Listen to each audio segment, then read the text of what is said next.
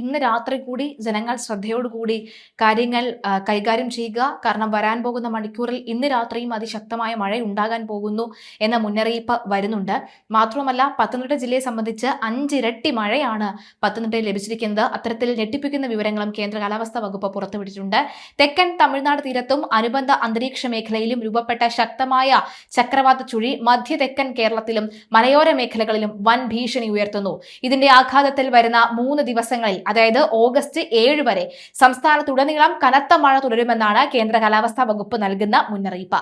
തെക്കു പടിഞ്ഞാറൻ മൺസൂൺ ശക്തി പ്രാപിച്ചതിന് പിന്നാലെ പ്രാദേശികമായി രൂപപ്പെടുന്ന ഇത്തരം അന്തരീക്ഷ വ്യതിയാനങ്ങൾ കേരളത്തിലെ കാലാവസ്ഥയെ കൂടുതൽ സങ്കീർണമാക്കുകയാണ്. മഴ കനത്തതോടുകൂടി പത്തനംതിട്ട, ആലപ്പുഴ, കോട്ടയം, ഇടുക്കി, എറണാകുളം, തൃശൂർ, പാലക്കാട്, മലപ്പുറം, കോഴിക്കോട്, വയനാട്, കണ്ണൂർ, കാസർഗോഡ് എന്നീ 12 ജില്ലകളിൽ ഓറഞ്ച് അലർട്ട് പ്രഖ്യാപിച്ചിട്ടുണ്ട്. ഒറ്റപ്പെട്ട ഇടങ്ങളിൽ ശക്തമായ മഴയ്ക്കും മണിക്കൂറിൽ 40 മുതൽ 50 കിലോമീറ്റർ വരെ വേഗതയിൽ വീശിയേക്കാവുന്ന വൻ കാറ്റിനും സാധ്യതയുണ്ട്. മുൻ വർഷങ്ങളിലെ അനുഭവങ്ങളുടെ പശ്ചാത്തലത്തിൽ ഇത്രയും അധികം ജില്ലകളിൽ ഒരുമിച്ച് ഉയർന്ന മുന്നറിയിപ്പ് വരുന്നത് ഭരണകൂടത്തെയും ദുരന്ത നിവാരണ സേനകളെയും വലിയ സജ്ജീകരണങ്ങളിലേക്ക് നയിച്ചിരിക്കുകയാണ്. മാത്രവുമല്ല, സംസ്ഥാനത്തുടനീളം തുടരുന്ന മഴക്കെടുതിയിൽ ഇതുവരെ 15 ജീവനുകളാണ് പൊലിഞ്ഞത്. മരങ്ങൾ കടപുഴകി വീണും പ്രളയജലത്തിൽ അകപ്പെട്ടും ഉരുൾപൊട്ടൽ പോലെയുള്ള ദുരന്തങ്ങളിലുമാണ് ഭൂരിഭാഗം പേർക്കും ജീവൻ നഷ്ടമായത്. വിവിധ ജില്ലകളിലായി താലൂക്ക് തലത്തിൽ 300-ലധികം ദുരിതാശ്വാസ ക്യാമ്പുകൾ ഇതിനോടകം തന്നെ തുറന്നു കഴിഞ്ഞു. താഴ്ന്ന പ്രദേശങ്ങളിൽ താമസിക്കുന്ന ആയിരക്കണക്കിന് കുടുംബങ്ങളെയാണ് ഈ ക്യാമ്പുകളിലേക്ക് മാറ്റിപ്പാർപ്പിച്ചിരിക്കുന്നത്. എന്നാൽ വെള്ളപ്പൊക്ക ദുരിതത്തിന് പുറമെ ദുരിതാശ്വാസ ക്യാമ്പുകളിലെ അടിസ്ഥാന സൗകര്യങ്ങളുടെ അഭാവവും വലിയ പ്രതീക്ഷകൾക്ക് വഴിവെക്കുന്നുണ്ട്. പല ക്യാമ്പുകളിലും ആവശ്യത്തിന് കുടിവെള്ളമോ ഭക്ഷ്യധാന്യങ്ങളോ മരുന്നുകളോ സമയത്തിന് എത്തുന്നില്ലെന്ന് ക്യാമ്പ് അന്തേവാസികൾ പരാതിപ്പെടുന്നു. മഴക്കെടുതി കൈകാര്യം ചെയ്യുന്നതിൽ തദ്ദേശ സ്വയംഭരണ സ്ഥാപനങ്ങളുടെയും റവന്യൂ വകുപ്പിന്റെയും ഏകോപനമില്ലായ്മ ചിലയിടങ്ങളിൽ ദുരിതത്തിന്റെ ആഘാതം വർദ്ധിപ്പിക്കുന്നു. മലയോര മേഖലകളിൽ ഉരുൾപൊട്ടൽ, മണ്ണിടിച്ചിൽ, മലവെള്ളപ്പാച്ചിൽ എന്നിവയ്ക്കുള്ള സാധ്യത അതീവ ഗുരുതരമായി തന്നെ തുടരുകയാണ്.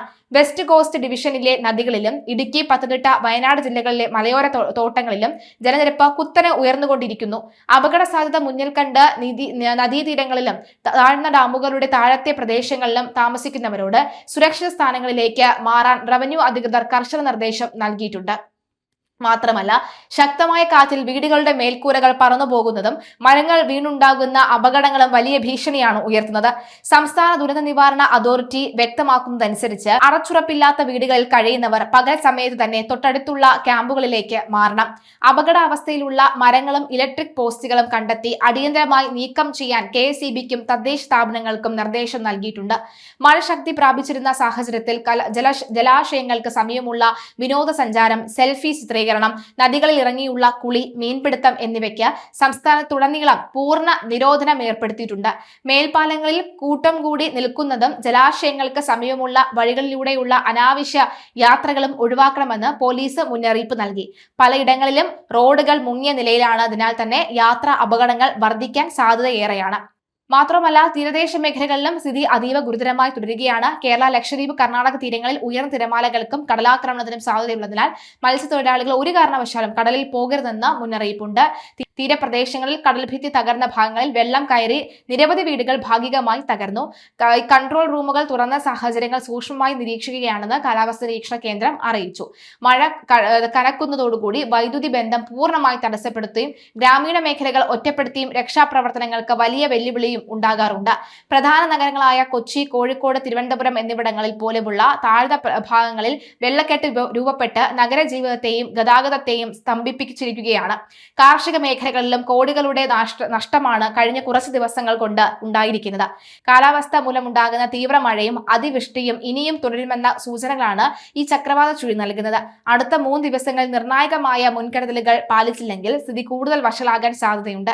ജനങ്ങൾ പ്രാദേശിക ഭരണകൂടത്തിന്റെ നിർദ്ദേശങ്ങൾ പൂർണ്ണമായി പാലിക്കണമെന്നും അത്യാവശ്യ ഘട്ടത്തിൽ താലൂക്ക്, ജില്ലാ ദുരന്ത നിവാരണ കൺട്രോൾ റൂമുകളുമായി ബന്ധപ്പെട്ടുമെന്നും ജില്ലാ കളക്ടർ അറിയിച്ചു. സംസ്ഥാനത്തെ ഭൂരിഭാഗം ജില്ലകളിലും സാധാരണ ലഭിക്കേണ്ടതിനേക്കാൾ വൻതോതിൽ അധിക മഴ രേഖപ്പെടുത്തിയപ്പോൾ കാസർഗോഡും വയനാടും മാത്രമാണ് കനത്ത മഴയിൽ നിന്ന് വലിയ അളവിൽ ഒഴിവായത്. ഇപ്പോഴും പല ഭാഗങ്ങളും ഒറ്റപ്പെട്ട അവസ്ഥയാണ് തുടരുന്നത്. ജനങ്ങളുടെ പ്രതികരണം നമുക്ക് കേൾക്കേണ്ടതുണ്ട്, ആ ജനങ്ങളെ അറിയേണ്ടതുണ്ട്. എന്തായാലും പലയിടങ്ങളിലും ദൃശ്യമാധ്യമങ്ങൾക്ക് പോലും എത്തിപ്പെടാൻ പറ്റാത്ത ഇടങ്ങൾ ഉണ്ടാകുന്നുണ്ട് എന്നുള്ളതാണ്. അവർക്ക് അവിടേക്ക് അതായത് അവിടെ ഒറ്റപ്പെട്ട അവസ്ഥയിലാണ് ജനങ്ങൾ ഉള്ളതെന്ന് അറിയിക്കാൻ പോലും കഴിയാത്ത വിധത്തിലാണ് ഇപ്പോൾ കാര്യങ്ങൾ നിലനിൽക്കുന്നത്. മഴ അല്പം മാറിയിട്ടുണ്ട് പത്തനംതിട്ട ജില്ലയിൽ, പക്ഷെ അപ്പോഴും രാത്രിയിൽ ഭീതിജനകമായ സാഹചര്യമാണുള്ളത്. അതായത് കരുതൽ വേണം എന്ന് തന്നെയാണ് കഴിഞ്ഞ ദിവസം മന്ത്രി പറഞ്ഞതുപോലെ കരുതൽ വേണം രാത്രി സമയങ്ങളിൽ. അതുകൊണ്ട് ആരും അനാവശ്യമായി പുറത്തേക്ക് ഇറങ്ങരുത് എന്നുള്ള കൃത്യമായ വിവരമുണ്ട്. അതുപോലെ തന്നെ ഈ ആറുകളുടെ പരിസരത്തുള്ളവർ കഴിയുന്നത്രയും വേഗം മാറി താമസിക്കേണ്ടതുണ്ട്. അതിൽ പകുതി മുക്കാൽ ആളുകളും ഇപ്പോൾ മാറി താമസിക്കുന്ന ഒരു സാഹചര്യം തന്നെയാണുള്ളത്. ഇപ്പോഴും നിലവിലും വെള്ളം കയറുന്ന ഒരു സാഹചര്യമാണുള്ളത്. ജനങ്ങളുടെ പ്രതികരണങ്ങൾ കേൾക്കാം. ഇന്നലെ ഈ റോഡിൽ വെള്ളമില്ലായിരുന്നു.